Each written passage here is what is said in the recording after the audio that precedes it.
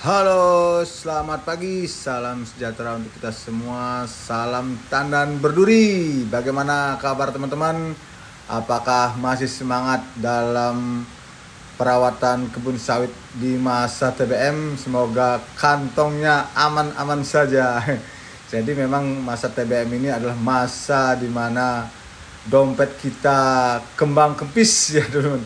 Nah, video kali ini saya akan membahas tentang bagaimana perawatan tanaman sawit di masa TBM, khususnya di usia 1 tahun teman-teman. Nah, ini kebetulan punya saya ini usia 1 tahun. Lihat perkembangan daun, batangnya teman-teman. Nah, tentu dengan daun hijau, batangnya yang bagus, bongkolnya yang besar, tentu kelihatan perakarannya sangat bagus teman-teman. Nah, jadi ini semua yang saya lakukan ada beberapa langkah ya, yang tentu sehingga performa tanaman kelapa sawit saya ini menjadi bagus teman-teman. Nah, apa saja yang saya lakukan teman-teman, ini pengalaman pribadi. Saya di sini terus terang menggunakan pupuk NPK triple 15 teman-teman. Kenapa saya menggunakan NPK triple 15? Karena di dalam pemupukan ini, jadi dalam pupuk NPK triple 15 ini ada mengandung nitrogen, di mana berfungsi untuk merangsang pertumbuhan daun dan batang teman-teman. Nah, habis itu unsur fosfornya itu mendukung pertumbuhan akar, dan kalium di sini tentu meningkatkan ketahanan terhadap penyakit dan kekeringan teman-teman.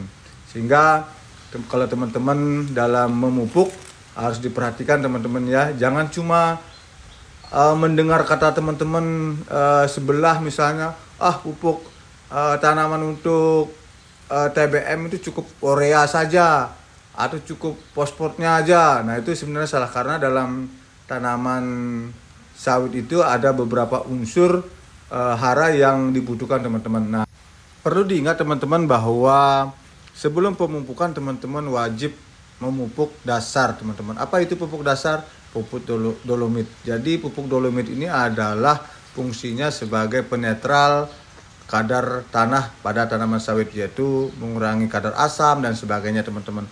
Nah, juga teman-teman bisa ditambah dengan pupuk organik ya, untuk menambah kesuburan pada tanah teman-teman.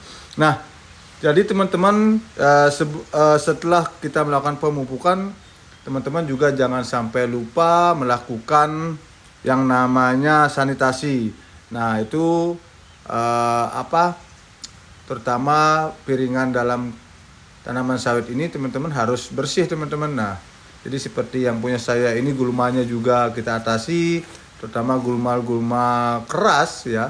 Kalau gulma-gulma lunak ini enggak usah aja. Nah, coba lihat teman-teman tuh, daunnya begitu hijau, batangnya ya, perakarannya ini tentu kelihatan sekali bahwa tanaman sawit saya ini dalam performa yang bagus teman-teman.